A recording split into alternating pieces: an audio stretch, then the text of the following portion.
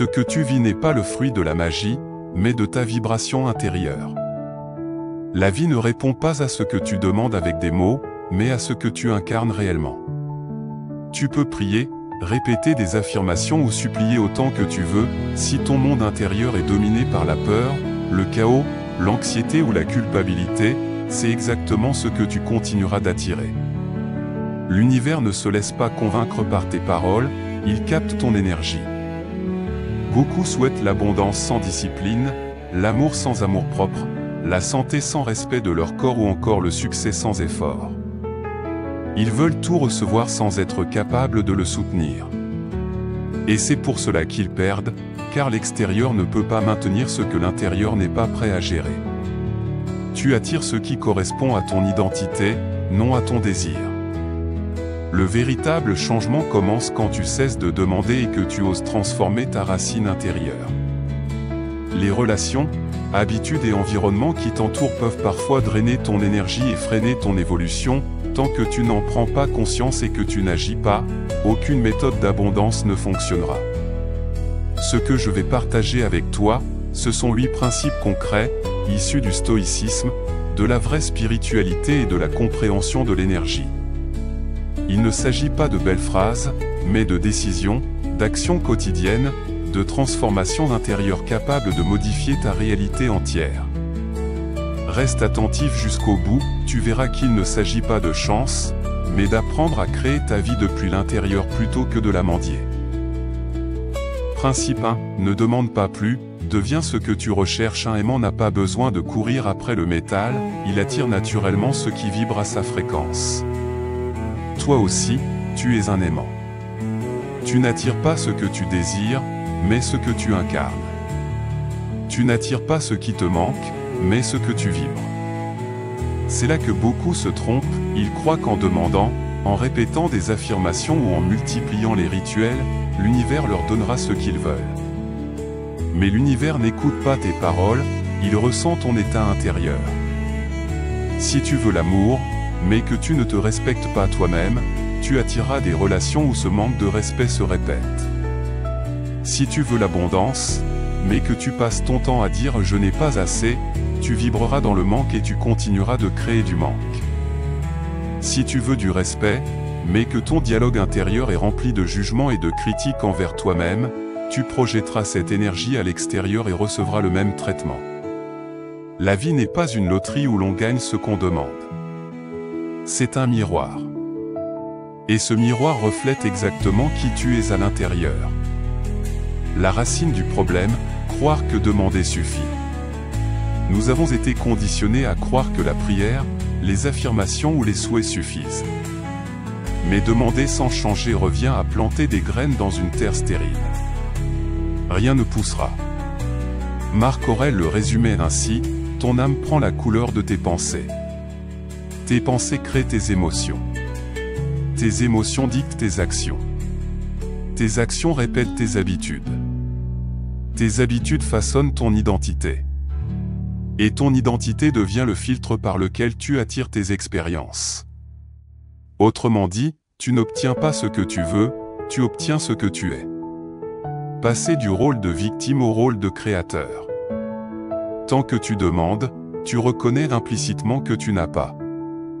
Tu vibres le manque. Tu places l'univers en position de sauveur et toi en position de victime. Mais l'univers ne sauve personne, il répond à l'énergie que tu dégages. Le véritable basculement survient lorsque tu cesses de demander et que tu choisis de devenir la personne qui vit déjà ce que tu souhaites. Pas dans le futur, mais ici et maintenant. Si tu veux l'amour, commence à cultiver l'amour en toi, par tes gestes, par ta manière de te parler, par tes choix quotidiens. Si tu veux l'abondance, développe la gratitude et la responsabilité dans chaque domaine de ta vie, soigne ton environnement, ta santé, tes relations, comme si tu étais déjà quelqu'un de riche intérieurement. Si tu veux le respect, apprends à te traiter comme une personne digne de respect, pose des limites, sois honnête avec toi-même, et cesse de tolérer ce qui détruit ton énergie. La clé, agir comme si tu l'étais déjà. La loi de l'attraction n'est pas un sortilège, c'est une cohérence énergétique. Tu ne peux pas vouloir une réalité de lumière tout en agissant dans l'ombre. Tu ne peux pas vouloir la prospérité en continuant de fonctionner avec des habitudes de pauvreté. Agir comme s'il ne veut pas dire se mentir, mais commencer à incarner dès aujourd'hui les comportements, les choix et les attitudes de la personne que tu veux devenir. Ce n'est pas de la magie, c'est de la cohérence. Et c'est cette cohérence qui change ta fréquence et attire à toi de nouvelles circonstances. Conclusion, cesse de demander plus, commence à devenir plus. Chaque fois que tu te plains de ce qui te manque, rappelle-toi, la question n'est pas « pourquoi l'univers ne me donne pas ce que je veux », mais « qui dois-je devenir pour que cela devienne naturel dans ma vie ?» C'est en incarnant ce que tu recherches que tu cesses de courir derrière tes désirs, et que tes désirs commencent à courir vers toi. Principe 2, choisis ta fréquence avant d'affronter le monde. Chaque jour commence par un choix invisible mais décisif, laisser le monde décider de ton état intérieur, ou prendre la responsabilité de le choisir toi-même. La plupart des gens ne font pas ce choix consciemment. Ils se lèvent, attrapent leur téléphone, lisent les nouvelles ou scrollent sur les réseaux sociaux, et la première chose qu'ils voient devient leur météo intérieure. Un message, une facture, une notification, et toute leur journée est déjà teintée de stress ou d'anxiété. Ils deviennent comme une feuille emportée par le vent, ballottée par les événements, dépendant des humeurs extérieures. Mais toi, tu as une autre option, devenir un rocher. Un rocher reste immobile, même quand la tempête frappe. Il est solide, enraciné, stable. Toi aussi, tu peux décider de ta fréquence avant même de sortir de ton lit, et protéger ton énergie tout au long de la journée. Le piège de la réactivité. Vivre sans choisir sa fréquence, c'est vivre en réaction permanente. Chaque bruit, chaque imprévu, chaque émotion des autres devient une intrusion dans ton monde intérieur.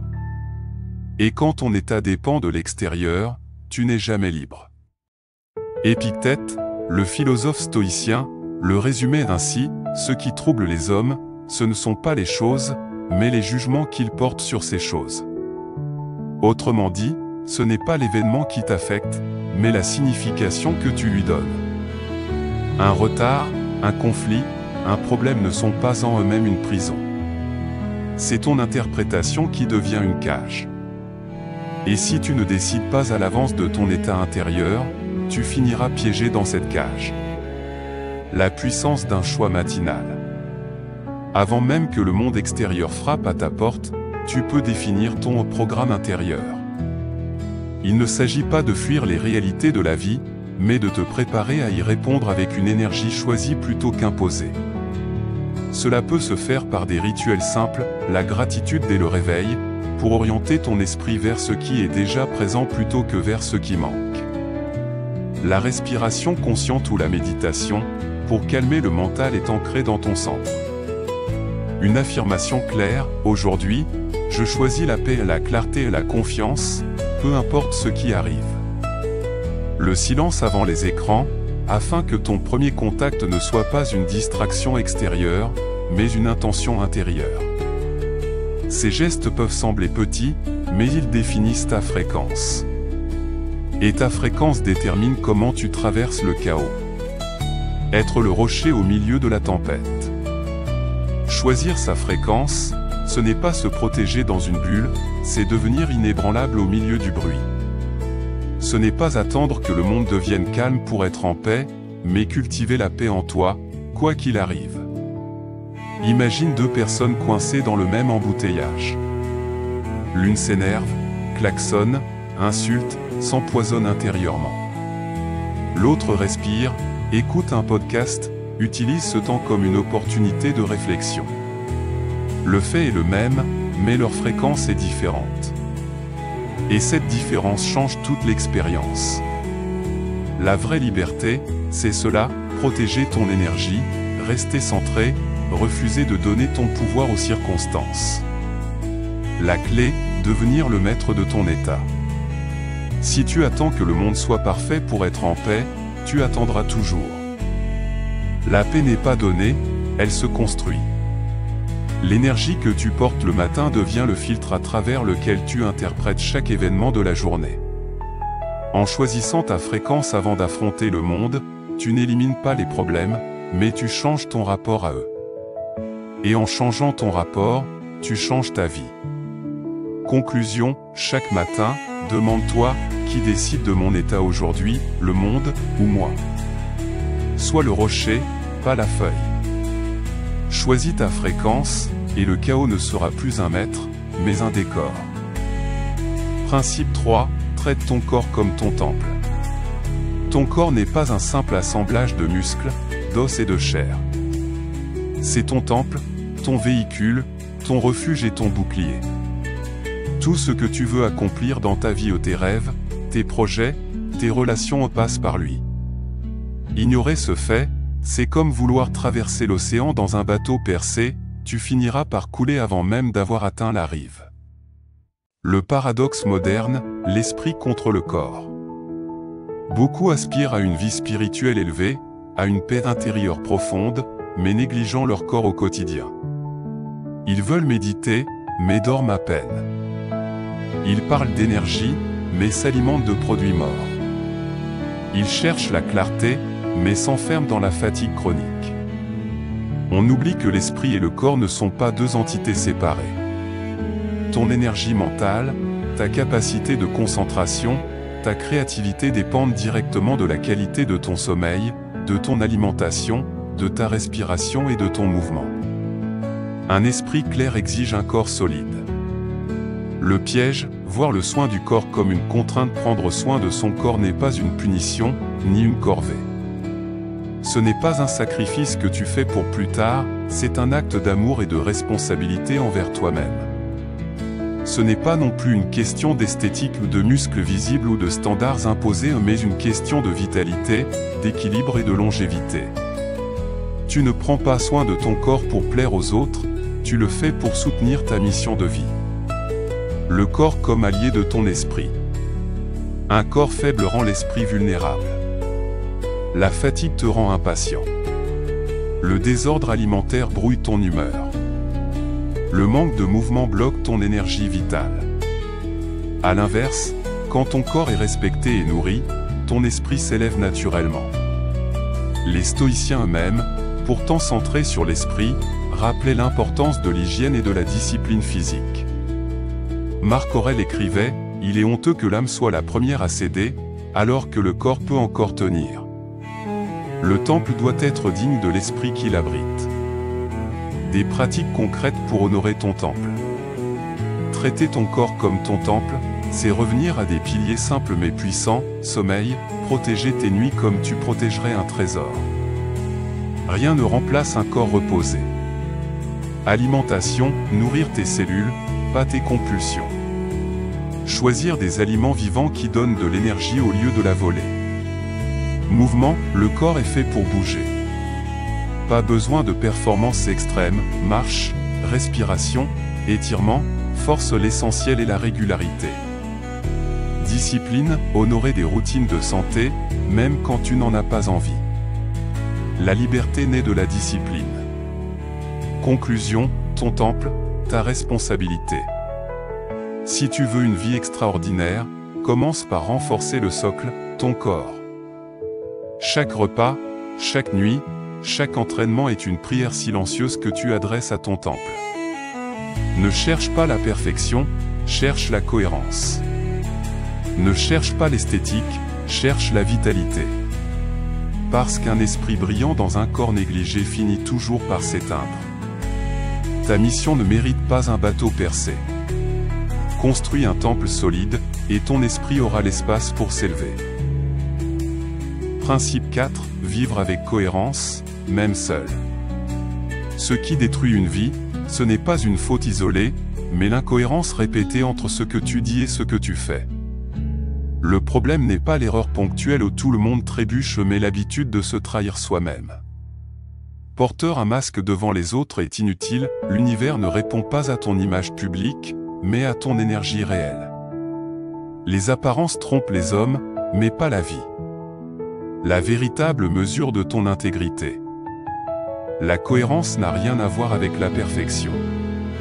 Elle n'est pas un idéal inaccessible, mais une discipline quotidienne, être aligné.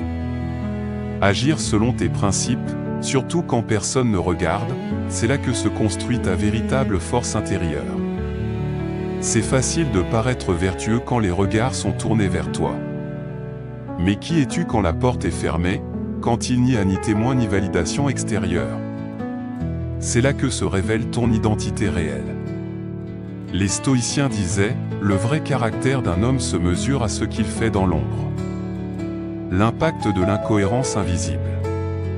Chaque fois que tu te trahis, même dans un détail, tu fissures ton identité.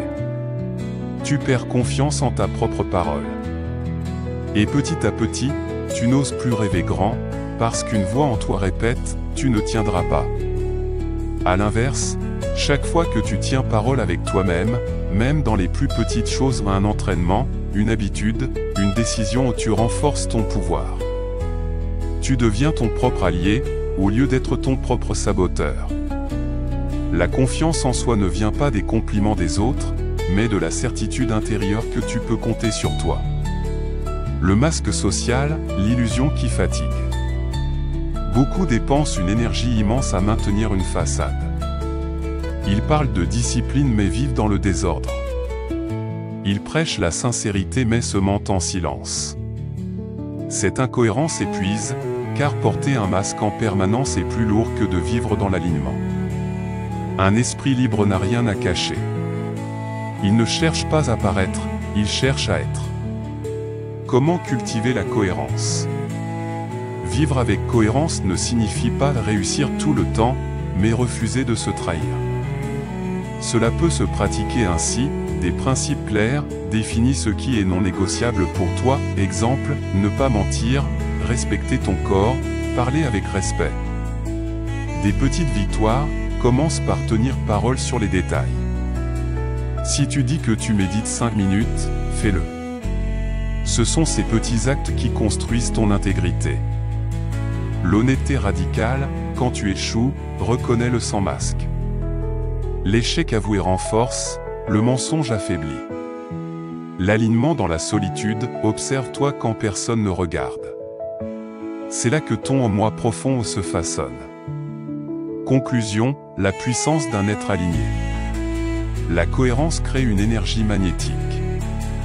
Elle attire naturellement le respect, non pas parce que tu le réclames, mais parce que tu incarnes ce que tu dis.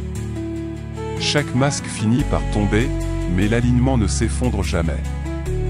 C'est une armure invisible, une source de paix et de puissance. Le monde n'a pas besoin de plus de masques, mais de plus d'être cohérent. Sois cette personne, la même dans l'ombre que dans la lumière. Principe 5, maîtrise ton intérieur plutôt que le chaos extérieur. Tu ne contrôles ni les événements, ni les autres, ni les résultats. La vie échappe toujours, d'une manière ou d'une autre, à tes plans. Plus tu t'acharnes à vouloir dompter ce qui t'échappe, plus tu souffres. Le vrai pouvoir n'est pas de calmer la tempête, mais d'apprendre à rester centré pendant qu'elle gronde. Le mirage du contrôle extérieur. La plupart des gens passent leur vie à se battre contre l'incontrôlable, changer les humeurs des autres, corriger le passé, prédire l'avenir, imposer leurs désirs au monde. Ce combat est perdu d'avance, car le monde n'obéit pas à nos caprices. Les stoïciens rappelaient, il y a ce qui dépend de nous, et ce qui n'en dépend pas. Confondre les deux est la racine de l'angoisse humaine. Le vrai pouvoir, la maîtrise de soi. Maîtriser ton intérieur, c'est comprendre que tu restes libre, même dans le chaos. Tu choisis ton attitude, ta réponse, ta manière d'agir. Les événements sont neutres, c'est ton interprétation qui crée la souffrance ou la force. Un imprévu peut être vu comme une tragédie ou comme une opportunité d'apprentissage. Une perte peut être vécue comme une injustice ou comme un rappel de la valeur du temps. Tout dépend de ton état intérieur. Lâcher prise n'est pas abandonner. Beaucoup confondent lâcher prise avec résignation.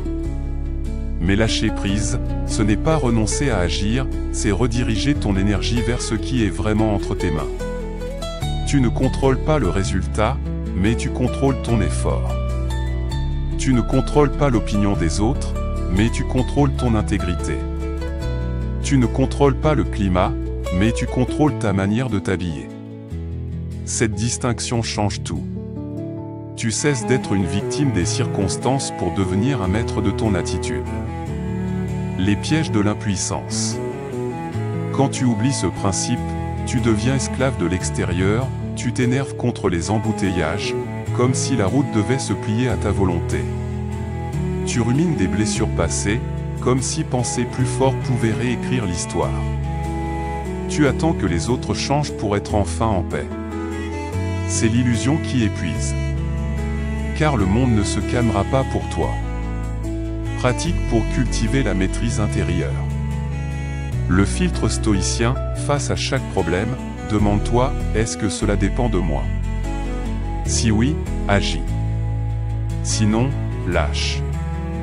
Le recentrage, quand la tempête frappe, respire profondément et ramène ton attention à ton corps. Le souffle est l'encre de ton esprit.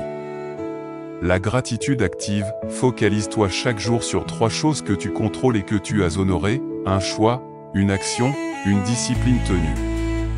Le détachement progressif, entraîne-toi à accepter les petits imprévus quotidiens, retard, bruit, attente, comme des exercices de force intérieure. Conclusion, l'empire intérieur. Celui qui cherche à gouverner le monde extérieur finit toujours frustré. Celui qui apprend à gouverner son monde intérieur devient inébranlable. Tu ne choisis pas la météo, mais tu choisis ton cap. Tu ne choisis pas la tempête, mais tu choisis ton calme. Et dans ce calme réside ton vrai pouvoir. Principe 6. Nettoie ton énergie des plaintes, reproches et excuses. Chaque mot, chaque pensée, chaque émotion que tu nourris est une vibration qui colore ton énergie. Et certaines habitudes, trop souvent banalisées, agissent comme des poisons invisibles, la plainte, le reproche et l'excuse. Elles ne paraissent pas graves à première vue, mais répétées, elles forment une atmosphère intérieure lourde, qui bloque ta croissance. La plainte, l'impuissance répétée. Se plaindre, c'est répéter à voix haute son impuissance. C'est dire au monde, je n'ai pas de pouvoir. Or, plus tu racontes cette histoire, plus tu y crois. La plainte devient une identité. Et l'univers, qui répond non pas à tes désirs mais à ta fréquence, ne peut pas te donner autre chose que ce que tu incarnes. Celui qui se définit comme victime attire toujours plus de raisons de se sentir victime. Le reproche, déléguer sa responsabilité. Reprocher, c'est pointer du doigt pour éviter de se regarder. C'est croire que ton mal-être vient des autres, du passé, des circonstances. Mais tant que la faute est à l'extérieur, le pouvoir aussi reste à l'extérieur. Les stoïciens enseignaient, ce ne sont pas les événements qui troublent les hommes, mais l'opinion qu'ils en ont. Tant que tu nourris le reproche, tu refuses de reprendre la souveraineté sur ton esprit. L'excuse, le masque de la peur. Se justifier, c'est trouver une belle histoire pour couvrir une peur. Tu dis « je n'ai pas eu le temps » alors qu'en réalité tu n'as pas eu la discipline. Tu dis « ce n'était pas le bon moment » alors que tu avais peur d'échouer. Chaque excuse maintient ton énergie au niveau de la stagnation. Tu protèges ton ego, mais tu sacrifies ta croissance. Purifier son énergie, un choix quotidien. Nettoyer ton énergie, ce n'est pas une grande révolution, mais une série de micro-choix quotidiens, remplacer une plainte par une action. Quand tu t'entends dire « c'est trop difficile », demande-toi « quelle petite étape puis-je faire maintenant ?» Remplacer un reproche par une vérité. Au lieu de dire « c'est de sa faute », dis « j'ai laissé cette situation durer ». La vérité rend libre. Remplacer une excuse par une décision. Au lieu de dire « je n'ai pas pu », dis « je choisis de ne pas prioriser ». Cette honnêteté te ramène à ton pouvoir. Conclusion, retrouver la fluidité. Ton énergie est comme une rivière. Les plaintes, reproches et excuses sont des pierres qui obstruent son courant. Plus tu les accumules, plus la rivière stagne. Mais chaque fois que tu les remplaces par une action, une décision ou une vérité, tu enlèves une pierre, et l'eau recommence à circuler. Purifier ton énergie, ce n'est pas devenir parfait, c'est arrêter d'empoisonner ton propre temple intérieur. Alors, la vie retrouve fluidité, et toi, tu retrouves puissance. Principe 7, agis chaque jour comme la personne que tu veux devenir. Un sculpteur, lorsqu'il regarde un bloc de pierre, ne voit pas une masse brute, il contemple déjà la statue. Son travail n'est pas d'inventer la forme, mais de retirer ce qui est en trop. De la même manière, ton rôle n'est pas de te créer à partir de rien, mais de révéler la meilleure version de toi-même déjà présente en potentiel. Et cette révélation passe par des actes, répétés chaque jour. L'identité est une construction, pas une fatalité. Beaucoup se disent « je suis comme ça, je ne peux pas changer ». Mais c'est une illusion. L'identité n'est pas un état fixe, c'est un processus. Elle se forge par répétition et discipline. Chaque pensée nourrit une croyance. Chaque action renforce une identité. Chaque habitude grave ton futur dans le marbre. Tu n'as pas besoin d'attendre une grande transformation, commence simplement par aligner tes gestes quotidiens avec celui que tu veux devenir. Le principe de l'incarnation. Si tu veux devenir plus fort, agis comme quelqu'un de fort, même quand tu te sens fragile. Si tu veux devenir plus discipliné, respecte ta parole, surtout quand c'est inconfortable. Si tu veux devenir plus sage, choisis la paix intérieure plutôt que la réaction impulsive. Ce n'est pas de la prétention, ni un masque, c'est un entraînement. Tu incarnes progressivement cette identité jusqu'à ce qu'elle devienne naturelle. Les épreuves comme forge de l'identité. Agir comme la personne que tu veux devenir ne se révèle pas dans les moments faciles, mais dans les résistances, te lever alors que ton corps réclame encore du sommeil. Parler avec respect même quand l'autre ne le mérite pas. Prendre soin de ton corps quand tu n'en as pas envie. Chaque choix inconfortable est un coup de ciseau dans le bloc de pierre. C'est ainsi que tu sculptes ta véritable stature. Visualiser et agir. La visualisation seule ne suffit pas, rêver sans agir est une évasion. Mais visualiser puis incarner, voilà la clé. Visualise-toi en paix, fort, aligné. Ressens ce que cette version de toi-même éprouverait dans une journée normale. Puis agis, dès maintenant, comme si tu étais déjà cette personne. Petit à petit, tu ne feras plus semblant, tu seras. Conclusion, la discipline créatrice. Chaque jour est un bloc de pierre qui t'est confié. Tu peux le laisser brut, informe, ou tu peux y tailler un morceau de ton futur. La grandeur ne s'atteint pas d'un coup, mais par une succession de gestes cohérents. Agis dès aujourd'hui comme la personne que tu veux devenir. Et un jour, en te regardant dans le miroir, tu verras que tu n'imagines plus, tu incarnes. Principe 8, sois, et le reste suivra naturellement. Tu n'as pas besoin de courir après l'amour, l'abondance ou le succès. Plus tu poursuis quelque chose, plus tu confirmes que tu ne l'as pas. L'attente crée la distance. La chasse crée le manque. Le secret n'est pas de courir, mais d'incarner. Quand tu changes ton état intérieur, ton environnement se réorganise autour de toi. Ce qui n'est plus en accord avec ta vibration disparaît naturellement, et ce qui t'est aligné se rapproche sans effort forcé. La vie ne répond pas à tes mots, mais à ton état. Tu peux répéter 1000 affirmations, si ton énergie profonde reste ancrée dans la peur ou le manque, l'univers ne réagira pas à ce que tu dis mais à ce que tu es. Un cœur qui rayonne d'amour attire des relations nourrissantes. Un esprit en paix attire des opportunités fluides. Un être aligné attire ce qui résonne avec lui.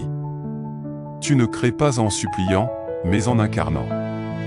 L'effet magnétique de l'alignement.